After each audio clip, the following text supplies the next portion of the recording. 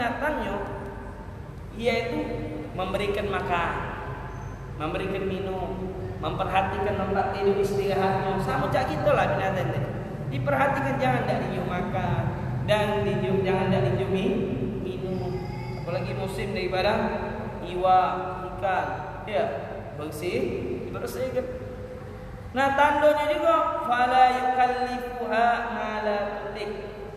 Jangan memaksa kepada hewan yang dia tak mampu untuk dia lakukan. Contoh, kalau untuk membajak sawah itu kerbau ya atau sapi ya, tapi yang disuruh kambing, tak bakal mampu dia. Yang suruh kambing, tak boleh dia. Tanda orang yang sayang binatangnya tidak memaksakan kepada dia, kepada yang dia tidak mampu. Kita beda akan mampu, ayo ngangkat itu nak. Berat yang 500 kilo untuk pucuk sini, akan mampu kecuali orang yang memang badan yang berisi. Ya, begitu juga kambing. Dia tidak bisa mampu untuk membajak daripada sawahnya. Atau burung. Kalau burung yang galak bunyi itu burung apa? Beok. Burung beok. Assalamualaikum, disuruh burung yang bukan beok. Mungkin anggaplah burung gereja yang kecil-kecil itu kita pelihara. Assalamualaikum tak baca, dia ngomong kita kepuk pengak ini. Memang bukan bagian dia. Nah, tanda orang yang sayang sama binatang tidak memaksa dia kepada sesuatu yang dia tidak mampu. Ikhwani yang dirahmati Allah Subhanahu wa taala. Terus diriwayatkan bahwasanya ada sesungguhnya Rasulullah sallallahu alaihi wasallam qala bainama rajulun yamshi fit tariqi. Berkata itu Rasulullah sallallahu alaihi wasallam, ada seorang laki-laki sedang berjalan di tengah jalan fit tariq. Fashtadda alaihi al-atashu. Maka seorang laki-laki tadi haus. Dalam perjalanan dia haus. Fawajada bitron. Maka dia mendapatkan sumur. Sumur pasti ada airnya, walaupun sedikit pasti ada air. Fanazala biha. Maka seorang pemuda tadi turun ke sumur dan ngembek daripada air tersebut wa syariba. Kemudian dia minum. Thumma qala. Kemudian naik lagi pemuda tadi keluar, maksudnya daripada dalam sumur. Faida dalam yalhat min al-aqwas. Ketika dia sudah keluar daripada sumur, nengok anjing lagi yalhat, menjoloi ke lidahnya. Menjoloi ke lidahnya lagi kehausan. Kalau anjing lagi menjoloi ke lidah tu lagi kehausan. Faqala rajul, maka seorang laki-laki tadi berkata, laqad balagha hadzal galab min al-aqwas. Ini kayaknya anjing ini lagi haus nih kayaknya. Itu muda tadi. Mithlul ladzi balagha minni. Sudah kalau seperti keadaan aku caknya anjing ini. Kalau aku ni haus nak mati, apalagi si anjing mesti mati juga. Kalau tidak lanjut minum. Wal hasan, pemuda tadi embek lagi air daripada sumur. Ambil air daripada sumur tadi, naik lagi dan airnya tadi dimasukkan di sepatu daripada pemuda tadi. Kenapa? Kalau nginjak langsung kan basah sama basah najis. Kalau salah sikap megang anjing lah najis. Kalau kering sama kering tidak masalah. Akhirnya untuk menjaga daripada kenajisan tadi, dia airnya tadi dimasukkan di dalam sepatunya dia. Kemudian dia berikan air tersebut di mulutnya anjing tadi. Basaqal galab. Maka anjing tadi minum. Anjing tadi minum daripada air yang diambil oleh daripada seorang pemuda tadi. Fasyakarallahu ta'ala. Maka Allah mengucapkan terima kasih. Sama siapa? Pemuda tadi. Tanda Allah mengucapkan terima kasih ini maksudnya apa? Faghfaralah, yaitu Allah mengampunkan dosa pemuda tadi. Galu mendengar cerita ini para sahabat bertanya, ya Rasulullah, innalana fil bahaim la ajran. Ya Rasulullah, ini binatang dapat pahala, apalagi anjing ini bisa dapat pahala. Qala fi kulli yadatin kabat utba'atun jam'an. Kalau orang yang selalu manusia yang membuat keringat, pencapaian luar biasa, kita tunjuk minum, pasti dapat pahala. Betul kan? Lebih daripada itu kalau kita menolong daripada manusia yang lagi kesusahan atau kesulitan, kita bantu, pahalanya lebih besar. Merupakan lebih daripada binatang yang daripada binatang anjing tersebut. Ikhwani yang dirahmati Allah Subhanahu wa taala. Terus juga Al-Imam Hasan, yaitu anak daripada Sayyidina Ali bin Abi Thalib, an Rasulullah sallallahu alaihi wasallam, diriwayatkan daripada Rasul sallallahu alaihi wasallam annahu qala, bahwasanya Rasulullah sallallahu alaihi wasallam itu berkata, badala ummati wali abdal, daripada umatku wali abdal ini wali itu sudah ada dalil dalam firman Allah, yaitu apa? Kekasihnya Allah. Ala inna awliya Allah la khaufun alaihim wa la hum yahzanun. Seorang kekasihnya Allah tidak kena rasa takut, tidak kena rasa sedih. Alladzina amanu wa kanu yattaqun, gawenya ibadah weh. Gawenya ibadah. Itu tanda wali. Nah, dijelas oleh Rasulullah, wali-wali aku daripada umatku, kata Rasulullah, la yadkhulunal jannata bi kathratis sholati wala siyam. Mereka itu masuk surga bukan dengan sebab banyaknya sholat, bukan pula sebab daripada banyaknya puasa, kata Rasulullah. Bukan sebab banyak sholat, bukan sebab banyak puasa. Kita ini beda manusia zaman sekarang. Kalau sholat supaya masuk surga, puasa supaya jauh jangan sampai masuk neraka. Tetapi wali-walinya Allah Subhanahu wa taala bukan itu sebab mereka daripada masuk surga, bukan dengan sebab banyak sholat, bukan dengan sebab banyak puasa, walakiyatuha bisalamati sudur. Mereka itu masuk surganya Allah dengan bersihnya hati. Hatinya bersih, tidak kata penyakit hati, dendam, hasud, dengki, tidak kata dia. Jauh daripada penyakit hati itu, daripada sifat dari wali-walinya Allah, kata Rasulullah. Pertama, bisa mati sudur, hatinya bersih. Kedua, wasakha'un nufus, dermawan dia tuh. Memiliki sifat dermawan, hobi menolong. Wa rahmatul lil jami'il muslimin, memiliki sifat kasih sayang sama kaum muslimin. Nah, itulah tiga perkara inilah daripada wali-walinya Allah SWT. Mereka masuk surga. Memang mereka ahli sholat pasti. Namanya walinya Allah, kekasihnya Allah, itu tidak pernah lepas daripada sholat malam, apalagi 5 waktu. Seperti Al-Imam Syekh Abdul Qadir Al-Jailani, beliau itu sholat subuh dengan wudu nisa. Selama berapa? 40 tahun. Wudunya sholat subuh dengan wudu nisa. Maksudnya apa? Sholat isya-nya nak pakai subuh? Bukan. Sholat isya tetap awal waktu, tapi dia di malam hari tidak tidur. Ibadah itu daripada tandanya wali-walinya Allah Subhanahu wa taala. Itu yang pertama. Mereka itu bukan sebab banyak sholat daripada bukan banyak puasa, tapi 3 perkara. Kalau tanya masalah sholat mereka, tanya masalah puasa mereka, wah, luar biasa daripada wali-walinya Allah Subhanahu wa taala.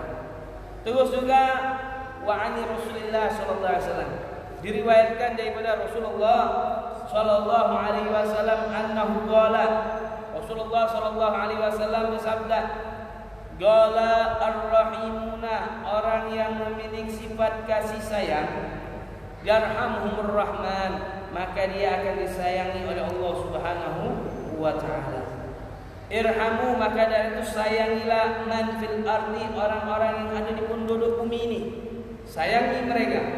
Yarhamukum man fis sama, maka juga akan menyayangi orang tersebut daripada penduduk langit. Orang yang menyayangi orang yang ada di bumi, orang yang menyayangi tadi disayangi oleh daripada penduduk langit, yaitu malaikat-malaikat Allah Subhanahu wa taala. Rasulullah sallallahu alaihi wasallam bersabda, man la yarham la yurham wa man la yaghfir la yughfar lah. Orang yang tidak memiliki sifat kasih sayang, dia tidak akan disayangi. Maksudnya apa? Kalau dia bakhil, pasti dibakhil umumnya. Pasti ini kalau istilahnya apa? Hukum karma ibarat tadi ya. Orang yang tidak memaafkan orang, dia ada masalah, tidak bakal dimaafkan juga oleh Allah.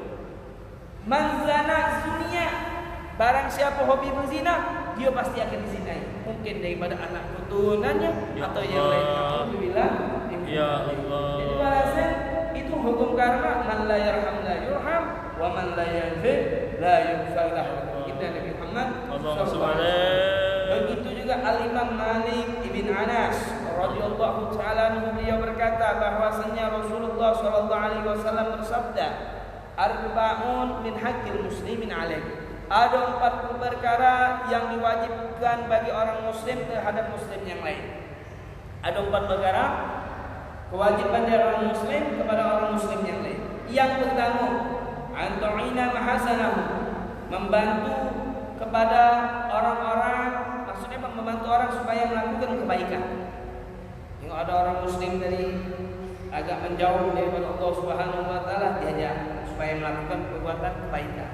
Atau juga hendaknya ibarat tadi orang tadi memang ahli ibadah, tidak pernah maksiat, mendengar ada masjid nak dibangun, ada musola nak digapikan, ibarat tadi dia tahu ajak kebaikan. Nah, itu nak masjid kalau nak nyembah lagi bangun, bagus. Membantu mereka melakukan untuk mewaktukan kebaikan. Oh, itu nak ada anak yatim dibantu, bagus. Itu nak ada pati yang orang tidak mampu miskin dibantu, bagus. Ngajak mungkin karena mungkin mereka siapa lagi orang-orang yang kaya mungkin sibuk dengan kantor ini, mungkin dia pengen membantu cuma bingung tawar ke akhirnya gitu. Tidak ngajak mereka membuat melakukan kebaikan. Itu yang pertama. Yang kedua, wa antastaghfir limadnabihim, memintakan ampun kepada mereka. Memintakan ampun kepada mereka maksudnya apa? Orang muslim. Makanya baca istighfar tadi biasanya di ba'dal asar itu ada amalan salafus saleh. Habis salat asar itu baca Allahumma ighfir lil mu'minina wal mu'minat, Allahumma ighfir lil mu'minina wal mu'minat, ya Allah ampun dosaku dan ampun juga dosa orang mukmin dan mukminat. Itu dikatakan kita baca ini kalau diampunkan itu orang mukmin dan mukminat, itu pahalanya luar biasa dengan sebab dia yang baca tadi. Berapa kali? Ada yang mengatakan 27 kali, ada yang mengatakan lebih. Allahumma ighfir lil mu'minina wal mu'minat. Itu sebelum maghrib. Pak, mulainya setelah salat Allahumma ighfir lil mu'minina wal mu'minat. Terus juga itu yang kedua. Yang ketiga, wa anta'udha maridahum, menjenguk daripada orang-orang yang sakit. Nah, yang menjenguk orang-orang sakit ini harus mengetahui adab juga. Jangan terlalu lama jenguk orang sakit tadi berjam-jam. Terus juga diceritakan yang baik-baik. Oh, kaki kau sehat. Kalau kita kumpul lagi, majlis lagi, soal jangan takut-takut nyawa kau dah panjang lagi. Bukan dicek ini ke? Tambah dong. Terus juga dibuat senang orang sakit tadi. Terus juga jangan berlama-lama ngapa? Mungkin dia nak istirahat. Penting itu silaturahim betul wujud nyampe kena aku silaturahim. Iya, ini harus wa ta'udan maridhum, dan begitu juga jangan memilih-milih ketika menjenguk orang sakit. Kalau ini orang kaya urusan duluan, aku harus ngomong satu ini kalau orang kaya ini. Kalau orang miskin kaget besok, dengar lagi besok akhirnya lupa. Kok ada kesempatan jadi. Nah, menjenguk orang sakit tadi jangan kita memilih-milih. Nak dia kaya, nak miskin kita sama. Karena Nabi Muhammad SAW tidak pernah lepas kalau ada orang yang miskin mengundang, Nabi duluan banget. Tidak pernah menolak daripada orang yang miskin mengundang, itu Nabi luar biasa. Ya, wa anta'udah maridhum, menjenguk daripada orang-orang yang sakit. Yang keempat, yaitu haknya seorang muslim kepada orang muslim yang lain, wa antuhibbata ibahu, yaitu menyukai orang-orang yang kembali sama Allah. Maksudnya kalau ada orang yang bertobat, yang dulu maksiat dia bertobat sama Allah, dirangkul, diajari. Ya tetap jangan ayo ni bahaya ini cecak be. Yang masjid hilang. Ibarat tadi. Jangan tetap kita rangkul, tapi waspada tetap. Tapi jangan suzon sama dia. Rangkul lagi akhirnya kalau kita suzon kita menjauhkan akhirnya tidak melok kita lagi, akhirnya balik lagi ke tempat yang melakukan maksiat tadi. Kita rangkul waspada tetap waspada itu tetap. Jadi itulah empat daripada haknya orang muslim daripada kepada muslim yang lain. Ikhwani yang dirahmati oleh Allah Subhanahu wa taala. Masih ada waktu banyak ya. Wa an Abi Darda, dikatakan oleh Imam Abi Darda annahu, bahwasanya beliau ini yattaba'us sibyana, lagi mengawasi, bisa juga apa lagi mengikuti orang-orang budak-budak kecil, kumpul budak-budak kecil, ngawasi, memperhatikan. Fayashtari minhumul aswabir, budak kecil itu lagi mawa borong. Budak kecil itu lagi mawa borong. Akhirnya dibeli oleh Imam Abi Darda, dibelinya borong tadi budak kecil, tunjuk duit atau tunjuk barang. Borong tadi akhirnya milik punya Imam Abi Darda. Setelah itu fayursiluha, dilepas borongnya tadi oleh Imam Abi Darda, dilepas ke borong tadi. Wa yaqulu, dan berkata, idhabi fa'ishi, wahai burung, pergilah kau, hiduplah kau, terserah nak hidup ke sana, nak ke barat, ke timur, selatan, utara, itu pergilah. Nah, ini menunjukkan bukan larangan untuk kita memelihara burung, boleh. Boleh. Kenapa Imam Abi Darda beli burung dilepas sih? Nah, budak kecil taulah dewe. Kalau megang burung sekendak idak, mereka dah ngerti kadang. Tangkemnya, cak ini gini. Akhirnya Imam Abi Darda ngawal, dibeli burung tadi, dilepas oleh Imam Abi Darda. Tapi bukan dalam kisah ini bukan larangan kita tak boleh melihara burung. Boleh. Tapi itulah rahim tadi sama binatang, makan, minum dan sehari tempat tidurnya dia. Terus juga ikhwani yang dirahmati oleh Allah Subhanahu wa taala. Diceritakan bahwasannya marra abid, ada seorang ahli ibadah di zaman Bani Israel, ya, di zaman Bani Israel, ala katibi min ramalin. Dia ini lagi melewati tempat perkumpulan sapi, kumpulan pasir. Maksudnya pasir itu menumpuk. Dia lewat situ orang ahli ibadah tadi. Lewat. Wa qad aswabat Bani Israil. Pada saat itu Bani Israil ini lagi tertimpa musibah, yaitu musibah penceklik. Maksudnya apa? Sulit panen, gagal panen, ekonomi hancur mungkin. Sulit ngapain belanja, makan, minum sulit. Akhirnya orang yang ahli ibadah tadi melewati daripada tumpukan pasir tadi, ngomong di dalam hatinya, berangan-angan fatamanna fi nafsi. Dia berangan-angan di dalam dirinya, anna hadza law kana daqiqan, kalau seandainya ini pasir berubah jadi tepung, kalau seandainya ini pasir berubah jadi tepung, la asbahu bihi Bani Israil, maka aku akan kenyangi kalau wong yang lagi buntu ni, nak kata orang ahli ibadah, nak pun kenyangi tunjuk kalau nak bagi-bagi kalau dia ada niat semacam itu, fa'ahallahu ila Nabi Bani Israil, maka Allah memberikan wahyu kepada Nabi daripada Nabi Bani Israil. Bani Israil itu banyak para Nabi, yang kita kenal hanya Nabi Musa. Setelah itu Allah mewahyukan kepada seorang Nabi daripada Bani Israil, qul, wahai Nabi, li fulan, katakan sama si fulan tadi. Siapa? Yang ahli ibadah tadi. Inna Allah Ta'ala qad aujaba laka minal ajr, sesungguhnya Allah itu sudah memberikan pahala kepada dia, disebabkan dia berangan-angan malau kana daqiqan wa ashaddihin nas, dengan sebab dia angan-angan kalau seandainya ini pasir berubah jadi tepung nak kubagi ke galau baru cak itu maka dia mendapatkan pahala luar biasa diberikan oleh Allah Subhanahu wa taala. Sebagaimana hadis Nabi sallallahu alaihi wasallam, niatul mukmin khairun min amali. Sering kita dengar hadis ini, niatnya orang mukmin itu lebih baik daripada amal perbuatannya. Maka dari itu penting mengatur daripada niat sehari-harinya kita, walaupun seandainya kita kelupaan, bukan sengaja kelupaan, kita tetap dituliskan pahala diberikan oleh Allah SWT.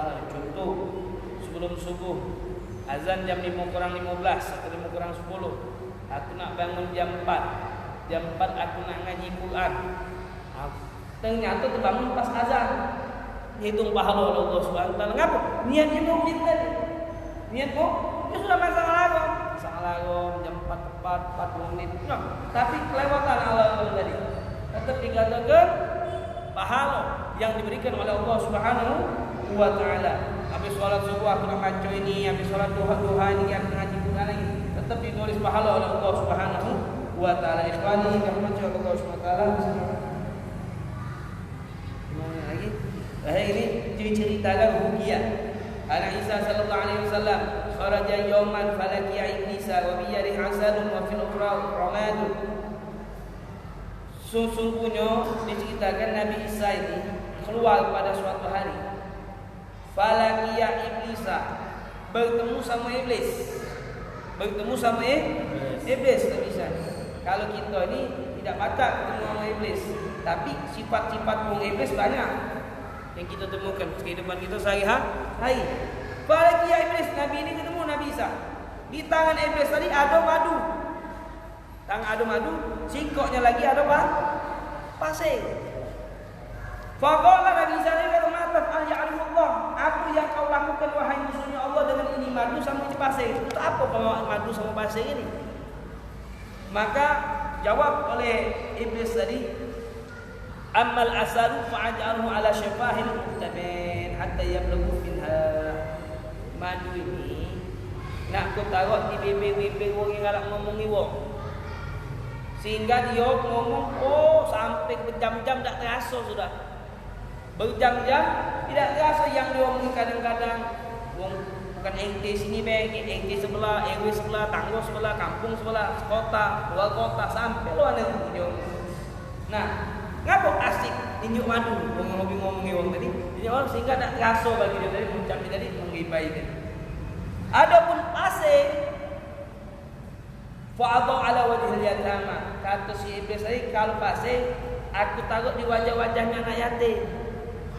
Hatta yaqadhahumun nas, sehingga orang memandang anak yatim itu gawinya marah tu lah. Anak yatim marah kepala enggak perlu ni. Gawinya nak marah tu lah. Ngapa? Sudah ditaruh oleh anak yang sudah ditaruh daripada iblis wajah-wajah anak yatim itu ditaruh pasir supaya ngapa? Manusia ketika mandang daripada anak yatim marah. Nah, ini penting bagi kita anak yatim itu merupakan ibarat kata Nabi, artinya seperti anak yatim seperti jari telunjuk sama jari tengah. Sangkin dekatnya Nabi SAW sama anak yatim. Rahim ikhwani yang dirahmati Allah Taala, Rasulullah SAW bersabda, sesungguhnya anak yatim idza qaraba ihtada 'aisyur rahman. Sesungguhnya anak yatim itu apabila kita pukul, apabila kita hardik, apabila kita mencaci, menghardik, mengejek, itu ihtada 'aisyur rahman. Arusnya Allah itu bergoncang.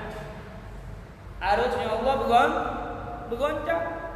Dibukahi. Kenapa dia bergoncang? Nangis. Tengok anak yatim dihardik, dicaci. Fayaqulullahu ta'ala, sehingga Allah SWT berkata, ya malaikati man abka hadha sabi alladhi ghabat abau fitrab. Wahai malaikat, sampai ke wong yang bikin anak kecil ini nangis, yang tak kata abahnya fitrah, hati. Karena Nabi Muhammad SAW abahnya tak kata waktu kecil telah meninggal. Mikir, maksudnya apa? Mikir. Nabi Muhammad ketika beliau lahir, kata abah lagi. Jadi hati-hati ketika ada orang yang benci sama anak yatim, diibaratkan benci dengan Nabi Muhammad Sallallahu Alaihi Wasallam. Nah, masalah anak yatim ini ada kaya, ada miskin. Tetap kita takdimkan, kita muliakan harta dia kaya.